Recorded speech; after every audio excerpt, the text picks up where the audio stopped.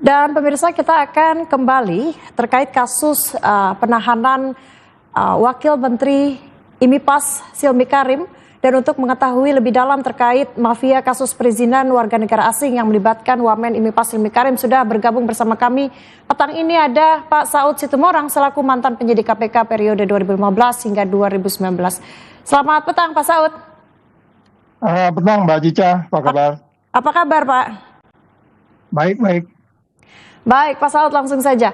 Bagaimana Anda melihat langkah KPK yang secara terbuka mengumumkan pencarian terhadap seorang wakil menteri dalam rangkaian OTT ini, dan akhirnya Silmi Karim ini datang ke KPK untuk menyerahkan diri? Ya, kalau kita lihat rangkaiannya kan itu memang dari OTT dan seterusnya. Terus kemudian kalau dalam penyidikan itu kan selalu akan dipertanyakan kalau ada peristiwa pidana itu selalu saja itu seseorang itu berbuat apa gitu. Apa yang perbuat dan kemudian peranannya apa, apakah itu dalam kaitan jabatannya dan seterusnya. Nah, kalau kemudian KPK sudah melakukan ada sebuah OTT, kemudian dia diminta hadir, ya yang bersangkutan juga datang, berarti dia bertanggung jawab dan dia udah tahu kasusnya ini yang mana gitu. Kalau enggak kan dia nggak datang juga kirim lawyernya kan. Jadi kelihatannya yang bersangkutan juga sudah paham bahwa apa peristiwa pidana yang dia lakukan. Apalagi kalau dalam press release kemarin itu kan kaitannya dengan sebelum dia menjadi wamen saat ini. Jadi itu menjadi jabatannya ketika dia menjadi dirjen. Dan memang soal perizinan, soal kitab dan seterusnya itu kan menjadi hal yang sangat krusial ya di dalam perizinan terlebih warga negara asing. Jadi sekali lagi yang bersangkutan memahami dan dia datang, saya pikir dia sudah memahami perbuatannya gitu Mbak Cika. Artinya sudah dilakukan sejak lama begitu Pak Saud, dan dalam kasus yang melibatkan dugaan pemerasan dalam pengurusan dokumen keimigrasian. Mengapa sektor layanan publik seperti imigrasi ini sering menjadi area yang rawan praktek korupsi, Pak Saud?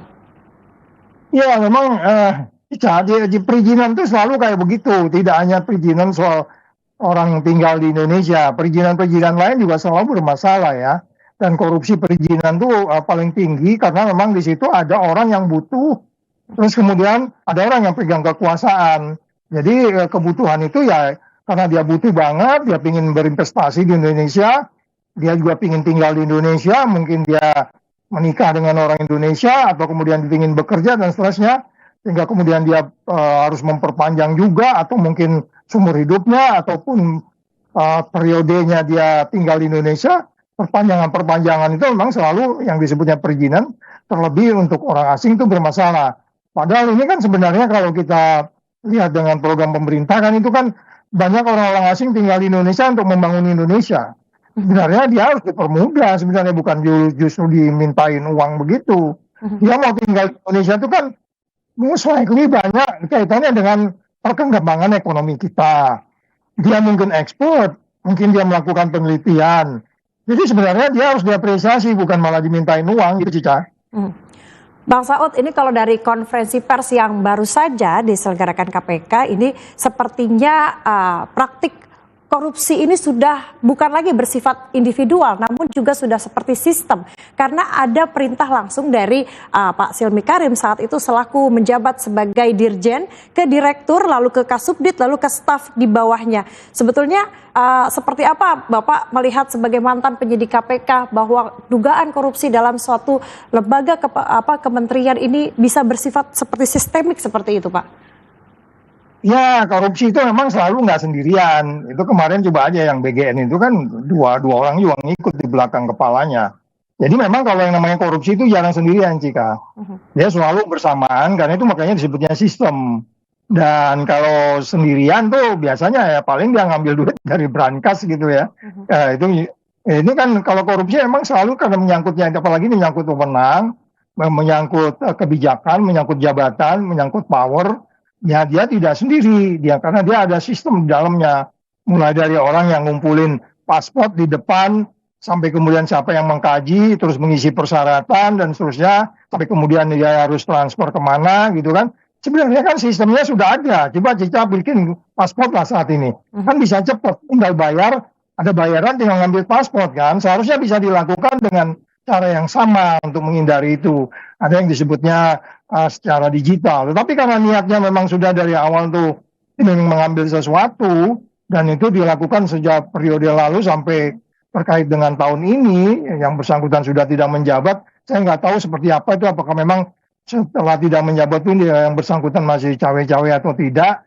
Tapi bisa jadi di peristiwa sebelumnya. Jadi sekali lagi perizinan itu menyangkut struktur juga, menyangkut sistem juga. Jadi tidak bekerja sendirian, Cika. Baik. Pak Saud sebagai mantan penyidik KPK ya, sebetulnya dalam proses penyidikan itu sebetulnya seberapa pentingnya alat bukti seperti komunikasi elektronik, aliran dana, dan keterangan dari para saksi ini untuk membangun konstruksi perkara pemerasan? Ya, biasanya di situ penyidik juga, kita penyidik sudah paham bahwa ada sesuatu yang kita tidak ragu, ada peristiwa pidana, ada kemudian bukti-bukti, apakah itu transfer, apakah itu kemudian hasil komunikasi, apakah itu hasil pengakuan. Jadi kan ini biasanya selalu saja itu dimulai dari laporan ya. Laporan masyarakat, kemudian laporan itu diklarifikasi. Jika diklarifikasi ditanya ke si pelapor apa benar, kemudian setelah di cross check, di double check, cek lagi, tanya lagi, dikomparasi dan seterusnya. Sehingga kemudian selalunya biasanya KPK menang di pengadilan dan di pra-peradilan juga menang karena memang yang disebut sebagai proses due process of law-nya dan kemudian apa yang disebut sebagai kitab hukum acara pidananya juga dilakukan dan itu semuanya kekuatannya memang di bukti itu. Kalau nggak ada bukti nggak boleh juga dong manggil-manggil orang, nangkep-nangkep orang, nahan orang. Jadi bukti itu sudah cukup dan ini hasil OTT biasanya lebih prudent ya, lebih hati-hati karena itu menyangkut high profile person, walaupun itu tidak hanya high profile person, seluruh warga Indonesia kalau memang tidak bisa dibuktikan ya nggak boleh. Itu namanya abuse of power. Jadi memang kekuatan bukti itu sudah cukup meyakinkan sehingga ketika kemudian kemarin ada selang beberapa jam yang bersangkutan tidak tahu berada di Jakarta di mana, diimbau supaya datang, yang bersangkutan datang. Jadi juga saya pikir itu pengakuan dia sudah melakukan sesuatu gitu, Cika. Pak Saud sebagai mantan pimpinan KPK, apakah modus pemerasan dalam pelayanan publik ini biasanya lebih sulit dibuktikan dibandingkan kasus suap biasa? Atau ada apa bedanya, Pak Saud? Oh enggak, sama masing-masing itu kekuatan bukti itu bukan sulit atau tidak sulit, tetapi sejauh mana penyidik, penyelidik, dan nanti juga penuntut untuk bisa mengumpulkan bukti-bukti. Tetapi kalau kita bicara ada sesuatu peristiwa pidana dan itu dilakukan penyidikan, memang tergantung dari naluri penyidik ya. Setelah itu bukti-bukti itu nanti kan itu dia kan menggambar puzzle-puzzle tuh. Jika ada puzzle-puzzle dari sini kemari, fungsi atasan bawahan, siapa berbuat apa, terus kemudian dimulai dari asumsi-asumsi, hipotesa-hipotesa. Tapi yang paling gampang itu selalu memang kalau korupsi itu dimulai dari kekuasaan. Biasanya ada perintah, ada arahan, ada kebijakan, ada sistem yang diubah. Ya itu lebih gampang mengikutinya sebenarnya. Jadi kelihatan niat jahatnya.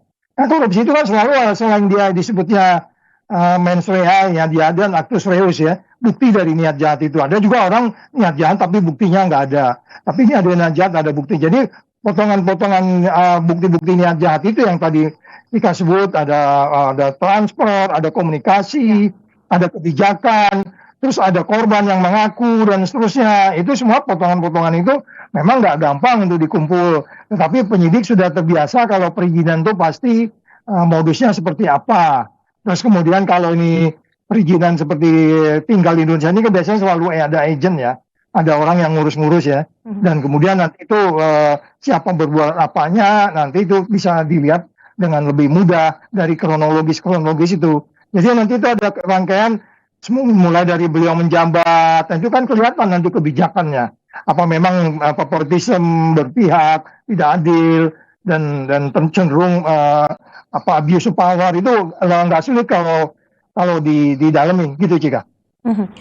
Bang Saud, jika dugaan korupsi ini terjadi saat Pak Silmi Karim ini menjabat sebagai Dirjen Imigrasi, lalu lantas bagaimana seharusnya penyidik ini menelusuri rantai komandonya? Apakah akan ada kemungkinan tersangka-tersangka baru setelahnya? Oh ya, kalau penyidik itu nanti mereka memang pakai strategi. Tapi ini kan langsung wamen ya, mereka udah nggak ragu mungkin di situ. Ya, kalau strategi itu penyelidik tergantung tingkat kesulitannya dan kemudian strategi mereka untuk mengembangkan case ini. Tapi kita selalu menekankan ya siapa yang berbuat apa di dalam case itu, di dalam case yang kita katakanlah soal perizinan apa ini tinggal ini, ya dia harus bertanggung jawab di situ. Jadi kalau pertanyaan Cika tadi bahwa bagaimana ini dikembangkan, ya sebaiknya dikembangkan sampai ke top yang paling tinggi leadersnya. Bisa saja nanti kan leaders ini kan cenderung kan memang dia mengetahui semua struktur organisasi di tempat dia kalau dia katakan seorang menteri di kementerian ketika itu. Dan ini nanti tergantung yang sekarang sudah ditahan apakah mereka mau membuka itu. Sebenarnya ada terkait dengan pimpinan yang lebih tingginya lagi atau tidak. Nah itu sebabnya hukum itu kan harus diberlaku buat semua supaya kemudian ada keadilan, ada kemanfaatannya juga dan ada kepastiannya. Tidak hanya menyasar seorang tertentu. Nah ini namanya KPK akan favoritisme dong, nggak bisa begitu. Jadi dia harus mengembangkan, tapi memang mungkin nanti penyidik penuntut punya strategi untuk mengembangkan ini. Mudah-mudahan karena mereka bukan karena sungkan atau takut atau kemudian ada karena pengaruh tekanan, nggak boleh begitu. Presiden sudah menekankan para penuntut penyidik dan seterusnya ini harus mengejar sampai ke manapun supaya kemudian kita cepat pulih ekonominya. Gitu Cika.